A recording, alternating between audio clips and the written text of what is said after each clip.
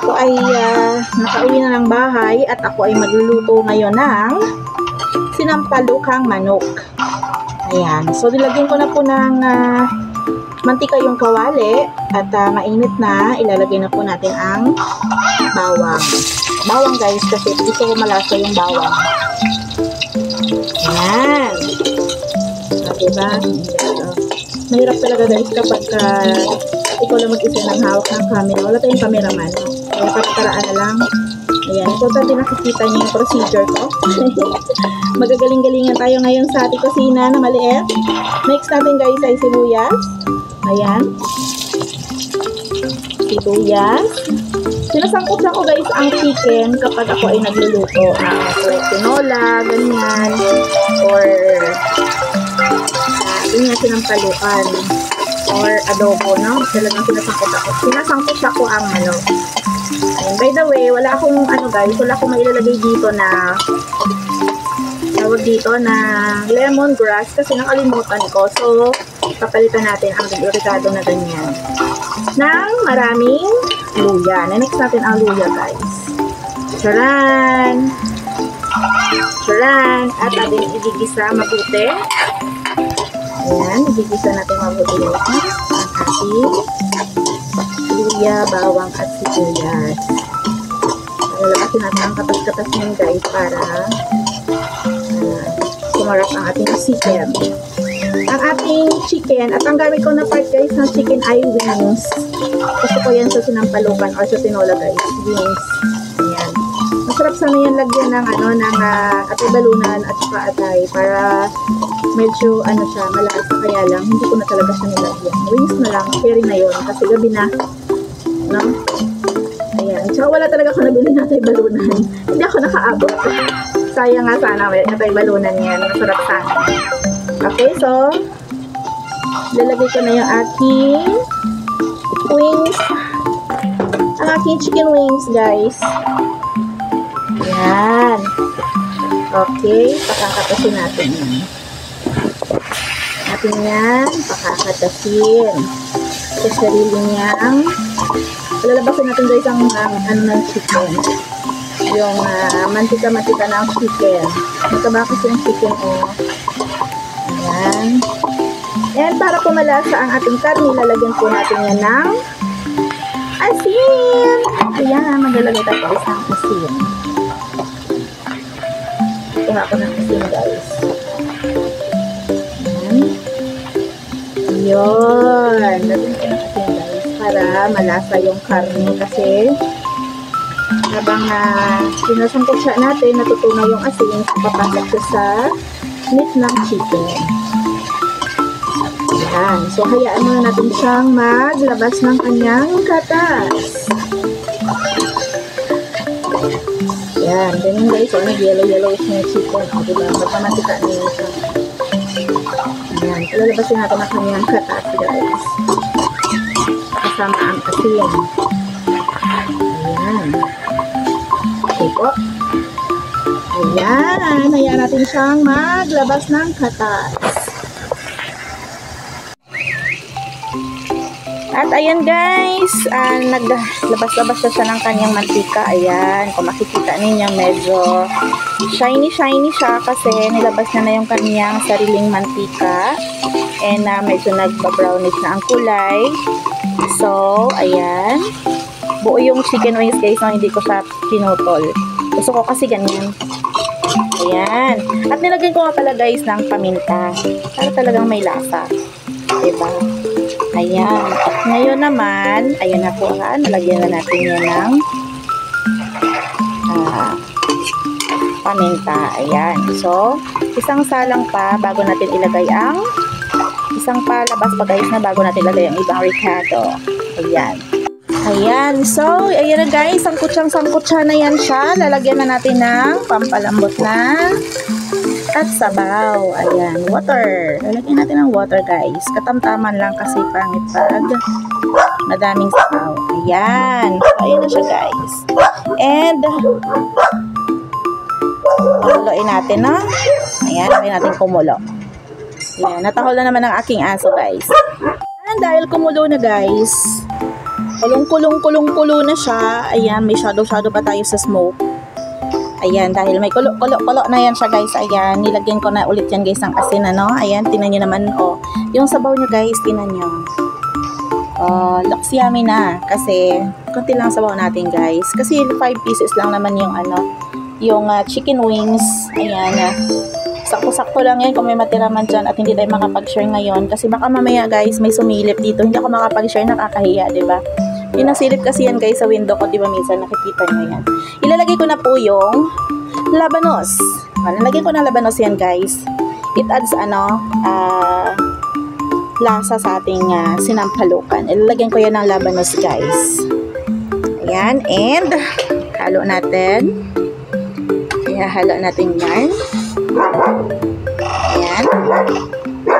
O, diba? O, ayan guys ang sabaw natin. O. Ayan. Diba? Ang ating sabaw ay may kulay-kulay. Pero katas na chicken yan. At konti lang ang ating sabaw talaga guys, no?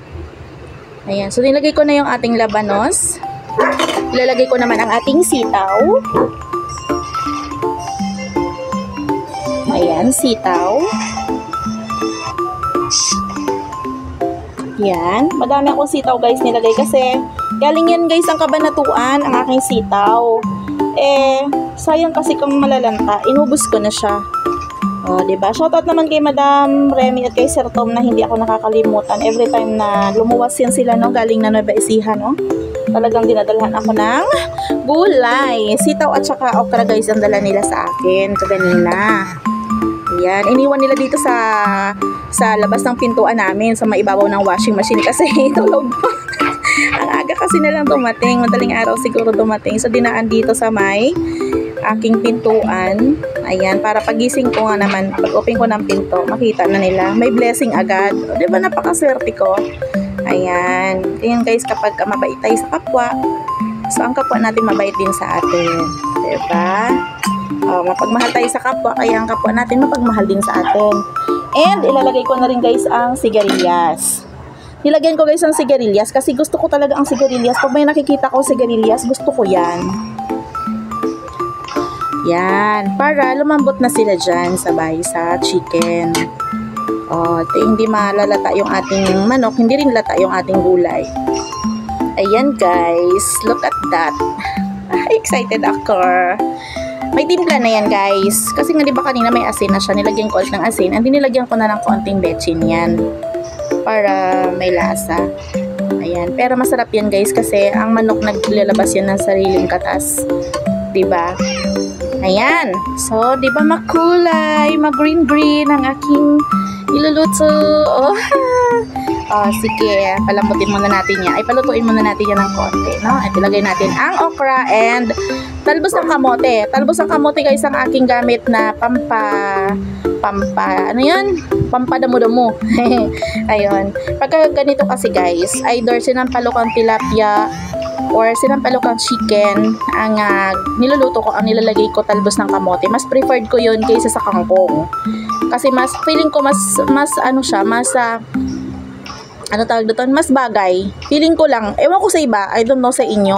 Or pwede mo rin gamitin pechay. Pero ako talaga, preferred ko talaga talbos ng kamote. Ayan. So, wait muna natin. Lagay muna natin. Diyan. I-half cook muna natin yan. Okay. Ayan guys. At dahil medyo nag-half cook na yung ating sitaw, labanos, and sigarilyas, ilalagay na natin ang okra. At ang sili na green. Ayan guys. Ayan, galing din na Nueva Ecija yan guys. Pero yung sili po ay binili ko ng 5 piso. Ayan, lalagay na natin yan.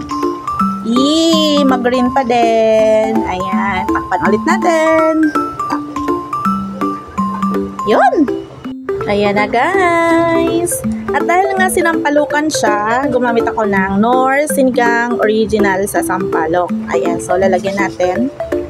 Lalagyan ko na yan guys, no? Pero dagdagan ko kasi hindi siya ganun kaasim. Gusto makuha yung lasa na yung asim na gusto ko, no? Ayan. Para masarap. Kailangan may kilig asim. No, hindi naman maasim na maasim guys. Basta may asim. Kailangan talaga may asim. Charot. Siyempre pag may asim, masarap, di ba? Di ba? Kailangan may asim. Ayan guys, oh. Ayan oh. Ang bango niya guys, promise. Naamoy ko yung okra and yung labanos at saka yung green na sili. Naamoy ko siya. Ayan. Okay po. So, stir natin ng konti. Ayan. Ayan. Nakuha na natin yung lasa. Ang sarap. walang biro guys, masarap. Recipe ko talaga to guys, no? Sinampalukang manok. Ayan. So yun nga, sabi ko kanina, pwede kayong maglagay dyan ng ibang gulay pa, no? Kung depende sa inyo. Ako kasi okay na sa akin yung ganyan. Ayan. Pwede nyo rin lagyan ng twist yan. Ang iba guys, alam mo nilalagay dito buko. Sa buhol, ang nilalagay nila dito buko. Masarap din talaga. Nakatikim na ako. Masarap siya. Depende na lang sa panlasa mo. And ilalagay na natin ang talbos ng kamote guys. At pwede na nating pagtakip natin yan guys. Larga na yan. Pwede na tayong kumain kasi may sinaing na ako. Ayan ang talbos ng kamote. At ating takpan ulit ng kamote. Ayan. At pwede na yan guys. Yarn! At ito na nga guys ang ating finished product. At tayo ay kakain na. Asim kilig yan guys. Ang sinampalukang manok recipe ni Inday. Let's eat guys. Kakain na tayo at gutom na tayo. Marami na naman tayong gutom. Ay kasarap. Let's eat po. Let's go. Thanks for watching everyone.